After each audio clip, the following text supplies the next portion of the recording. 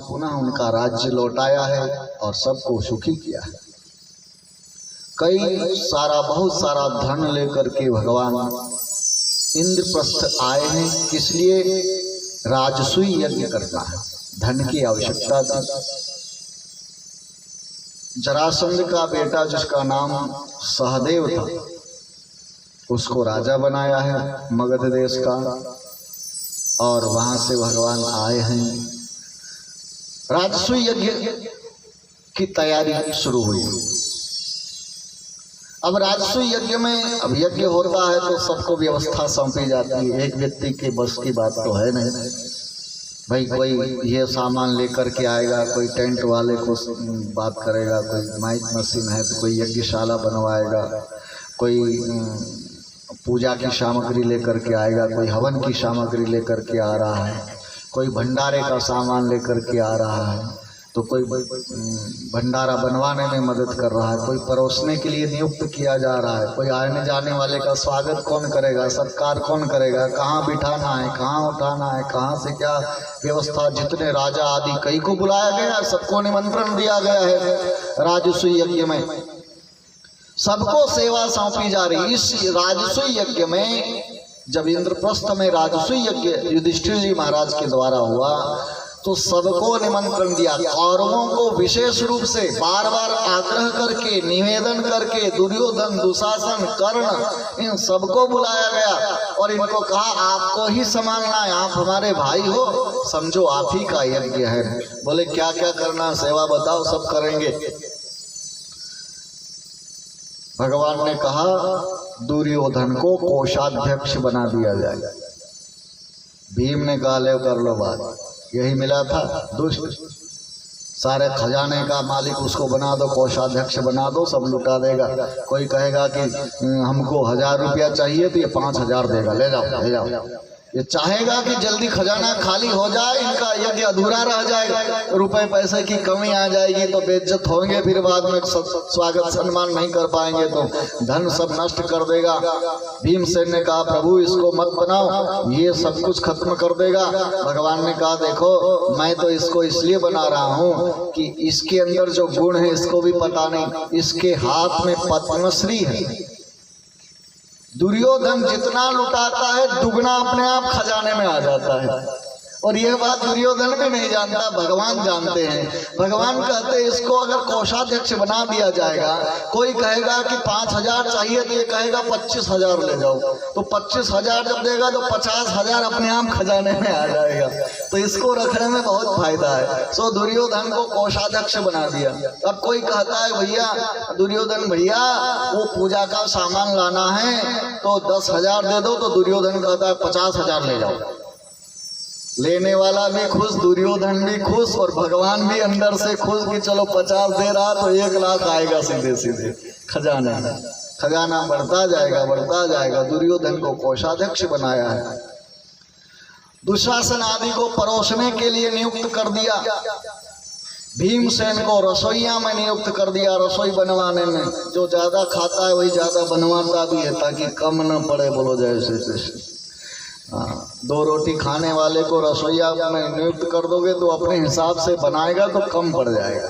ज़्यादा खाने वाले को रसोई में नियुक्त कर दो फिर वो अपने खुराक के अनुसार बनाएगा, कभी कम ही नहीं पड़ेगा। भीमसेन को रसोई में नियुक्त किया, रसोईया बन जाओ। नकुल सहदेव आने वालों का स्वागत करते हैं, सेवा करते हैं, कहाँ बिठाना कहाँ नहीं। अर्जुन निमंत्रण दे दे करके सबको बुलाते हैं। भगवान ने कहा मैं भी कोई सेवा करूंगा। बोले प्रभु आपको क्या सेवा करना? बोले नहीं मैं भी करूंगा। बोले क्या करोगे? भगवान कहते हैं जो संत महात्मा आएंगे यज्ञ में और प्रसाद ग्रहण करेंगे, मैं उनका झूठा पत्तल उठाऊंगा। ये भगवान की करुणा और कृपा है। द्वारिकाधीश है, इतने बड़े राजा हैं, पर यज्ञ में संकोच नहीं है झूठे पत्तल भी उठाने में। आजकल व्यक्ति थोड़ा सा धन पा करके मतवाला हो जाता है, मैं इतना बड़ा हूं, मैं झूठा कैसे उठाऊं, मैं झाड़ू कैसे लगाऊं। और धार्मिक आयोजन में कभी भी संकोच नहीं करना चाहिए, साफ सफाई आदि। भगवान ने कहा जूठा पत्तल में उठाऊंगा। पर यार राजस्व यज्ञ में अग्र पूजा किसकी हो, इसका प्रस्ताव रखा है सहदेव ने। कौन सहदेव? पांडवों का भाई सहदेव नहीं, जरासंध का बेटा सहदेव, जिसको भगवान ने राजा बनाया। उसने कहा अग्र पूजा भगवान कृष्ण की होनी चाहिए। पर इसका विरोध शिशुपाल ने कर दिया।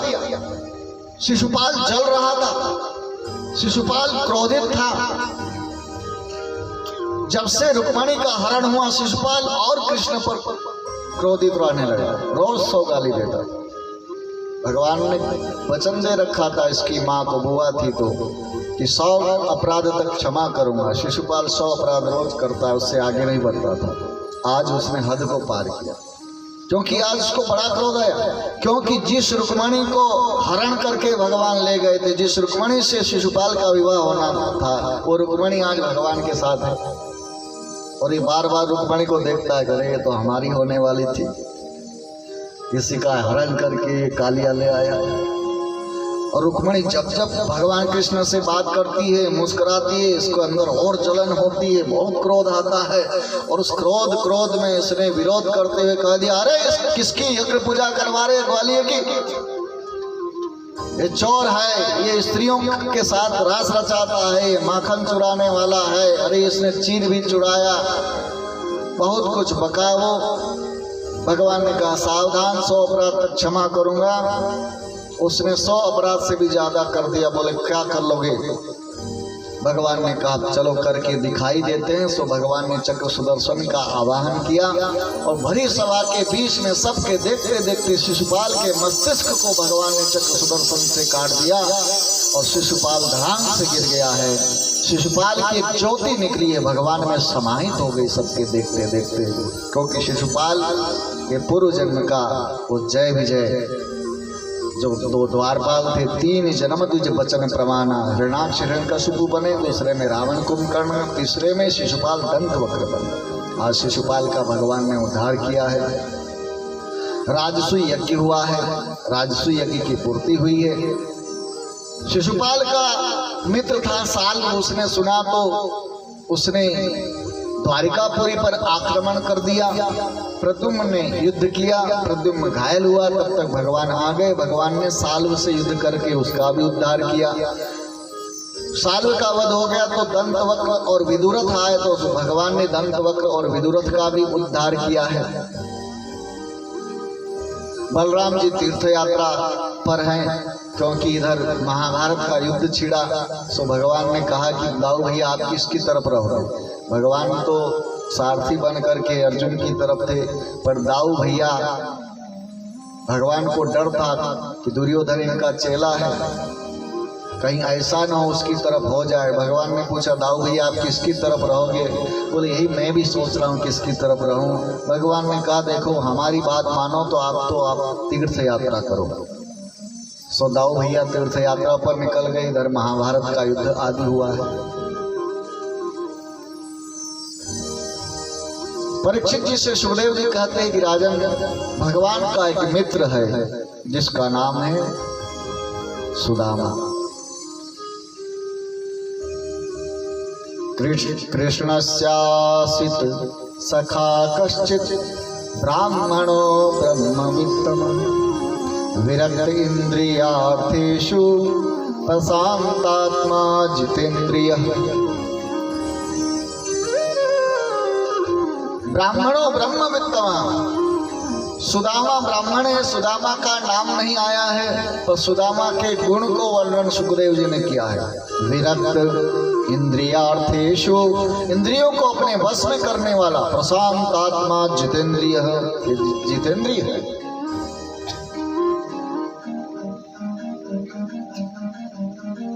सुदामा की मित्रता भगवान की सांदीपनि मुनि के आश्रम में हुई थी। कल भी मैंने बताया था, आप सब जानते हैं। भगवान कृष्ण के सखा हैं।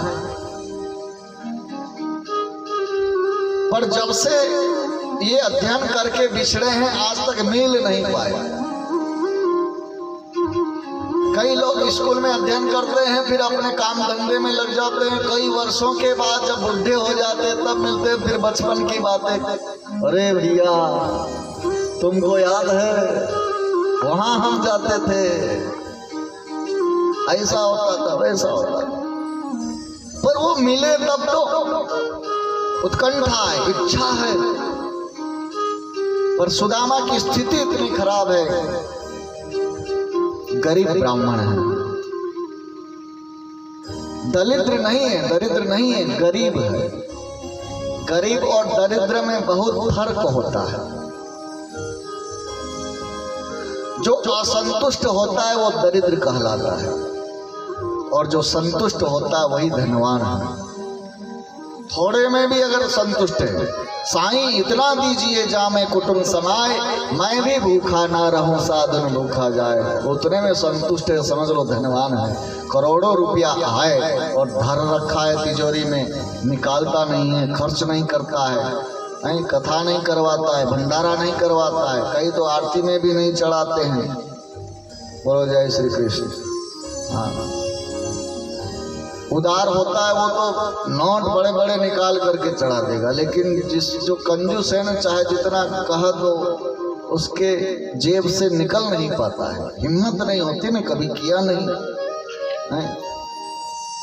एक होता है कंजूस, एक होता है मक्खी चूस। बोलो जय श्री कृष्ण। हाँ, बहुत ज्यादा कंजूस होता है उसको मक्खी चूस कहा जाता है।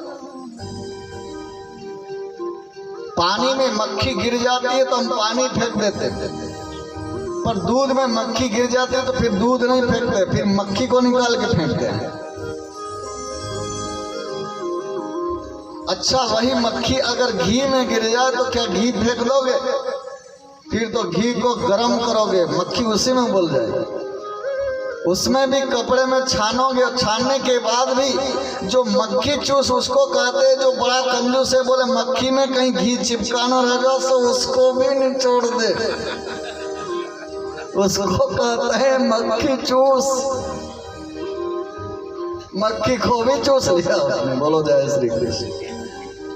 ऐसे व्यक्ति की हिम्मत नहीं होती दान देना। एक जगह कथा हो रही थी, 9 दिन तक कथा हो, पड़ोसी रोज नोट डाले और बगल में बैठने वाले एक सेठ जी थे कंजूस। यहाँ कोई नहीं होंगे ऐसे, क्षमा करना, मैं दूसरी जगह की बात कर रहा हूँ। उस पड़ोसी ने कहानी मारी कि सेठ जी आज आखिरी दिन है, कम से कम आज तो कुछ आरती में डाल दो। 9 दिन कथा सुनी है आपने। तो कंजूस पूरे पुरानी बात है तो उसने सोचा कि चलो आज 1 रुपया तो डाल ही देते हैं। हिम्मत की बेचारे, 1 रुपए की पुरानी बात है। जैसे जैसे आरती नजदीक आने लगी, सेठ जी का दिल धड़कने लगा। अरे 1 रुपया ज्यादा होता है। उस समय 8 आना 4 आना चलता था, 50 पैसा 25 पैसा। उसने 1 रुपया जेब में धरा और 50 पैसा निकाला। पर आरती और नजदीक गई, उसने सोचा 50 पैसा भी ज्यादा होता है, वो भी अंदर डाला, 54 4 आना निकाला, 25 पैसा, और मुट्ठी बांध के बैठा। गर्मी का समय था। जैसे आरती नजदीक गई, सेठ जी ने मुट्ठी खोली कि चलो 4 आना तो डाल ही देता हूँ, लेकिन जैसे मुट्ठी खोली तो पसीना हो गया था, पसीने से वो चवन्नी भीग गई थी। सेठ जी कहते, अरे रे रे रे तू तो रो रही है, आंसू आ रहे हैं, इतना मुझसे प्रेम करती है तो मुझसे दूर नहीं होना चाहती। मैं भी इतना बेवफा नहीं हूं, तुमको मुझसे अलग नहीं करूंगा। मैं पहुंच करके फिर से जेब में डाल दिया। तो हिम्मत चाहिए दान करने के लिए, पुण्य करने के लिए। धन होते हुए जो धार्मिक आयोजन में खर्च न करे, सबसे बड़ा दरिद्र वही है। और धन का सदुपयोग करे, भले कम धन हो तो सबसे बड़ा धनवान वही है। तो सुदामा विरक्त इंद्रियार्थे सुप्रशांतात्मा जितेंद्रिय। एक पत्नी से जो विवाह हो गया था, तो इनकी जो पत्नी है सुशीला देवी, कुछ बेटे भी हैं सुदामा जी के। मांगने में भी शर्म लगती है सुदामा जी को। घर में खाने को नहीं, कभी कभी केवल और केवल जल पी करके रह जाते हैं। एक दिन सुशीला जी ने कहा कि तुम्हारे मित्र कृष्ण द्वारिकाधीश हैं, अरे कुछ मांग लाओ। सुदामा ने कहा मुझे मांगना नहीं आता, मैं नहीं मांगूंगा। अरे तो फिर कम से कम मिलने तो चले जाओ, अपनी हालत बताना तो अपने आप दे देंगे। बोले बड़ा नटखट है, जाते ही कहेगा मेरे लिए भाभी ने क्या भेजा, तो क्या दूंगा उसको, मेरे पास तो कुछ है नहीं। तो सुशीला ने कहा मैं पड़ोसी से मांग लाती हूँ। 4 मुट्ठी चावल मांग करके लाई।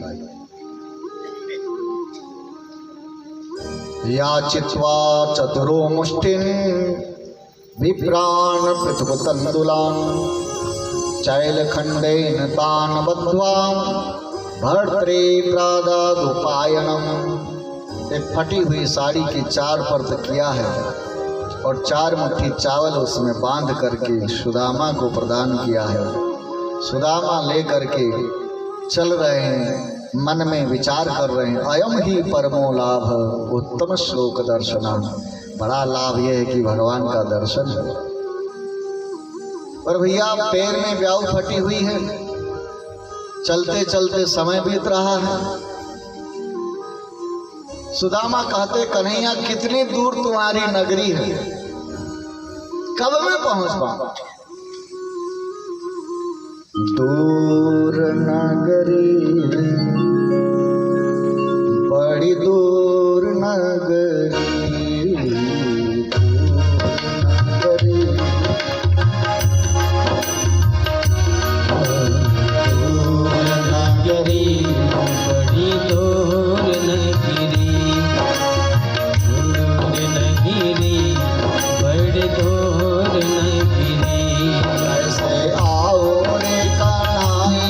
कैसे आओ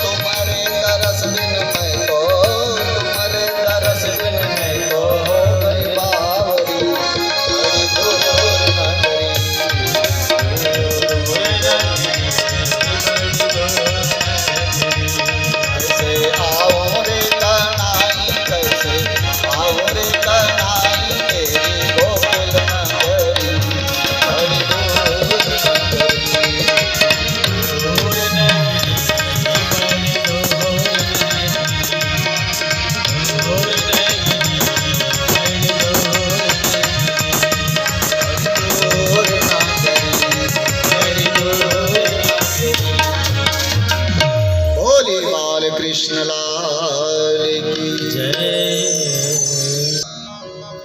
कहते सुदामा जी जब आराम करने लगे तो नींद आ गई, और जब निद्रा खुली तो द्वारिका के बगीचे में आंख खोल कर देखा, भैया ये बगीचा कहां से आ गया, सुंदर सुंदर वृक्ष। किसी से पूछा, भैया ये कौन नगर है? बोले द्वारिका। अरे द्वारिका है? हाँ,